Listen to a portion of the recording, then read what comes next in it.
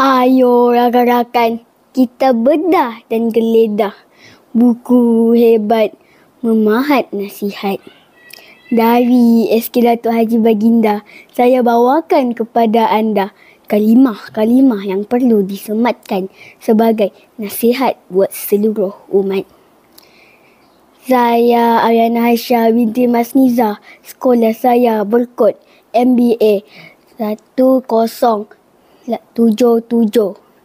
Saya darjah 4. Hadiah buat kakak merupakan hasil cetusan Minda Kativina Susana Tati, penulis tempatan yang merupakan anak jati Sabah. Novel ini diterbitkan pada tahun 2019 oleh Dewan Bahasa dan Pustaka. Novel ini mempunyai 118 muka surat yang terdiri dari 10 bab. Buku ini boleh diperolehi di laman web DBP Niaga dengan harga RM11 untuk buku bercetak dan RM6 untuk buku e-buku. Novel ini mengetengahkan tema kegigihan seseorang individu untuk mendapatkan apa yang diingini. Shirley berasa kasihan melihat kakaknya hanya terlantar di atas katil kerana lumpuh akibat kemalangan jalan raya yang turut mengorbankan ayah mereka. Maka dia berhasrat untuk menghadiahkan kakaknya sebuah kerusi roda untuk memudahkan pergerakan kakaknya untuk menjenguk dunia luar. Oleh itu, dia berusaha sehabis baik agar impiannya dapat direalisasikan. Ketabahan watak ibu juga tidak boleh dinafikan. Dia cukup bersabar menjaga anaknya, Susi, walaupun keletihan selepas berniaga di cuaca yang panas dan menghadapi tohmahan mulut orang luar. Susi juga akan sakit, akan malu apabila ibunya meletakkan dia keluar. Maka ibunya tidak meletakkan anaknya Susi keluar.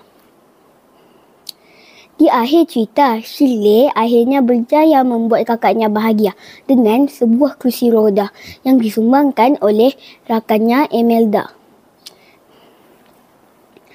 Shirley tetap dengan pendiriannya untuk membayar amaun sepatutnya dan tidak meminta-minta.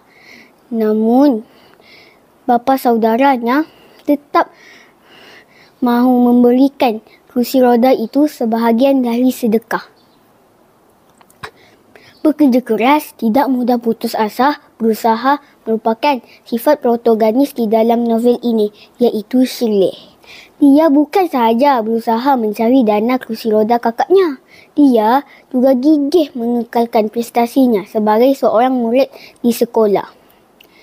Maka, dia selalu mendapat pujian dalam ujian dalaman dan menjadi wakil atlet sekolah dalam apa-apa sahaja sukan. Seorang ibu pasti sayang akan anaknya. Begitu juga di dalam novel ini.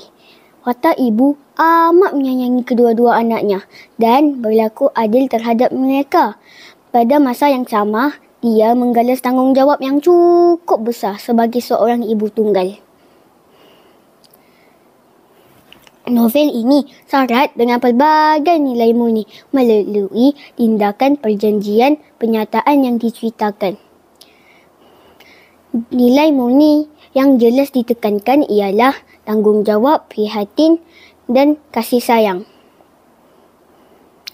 Daripada karya ini, dapat saya simpulkan bahawa betapa pentingnya untuk kita memberi sokongan kepada orang sakit atau orang kurang upaya supaya mereka sihat untuk tidak menimbulkan fenomena psikologi, iaitu sindrom penyamar.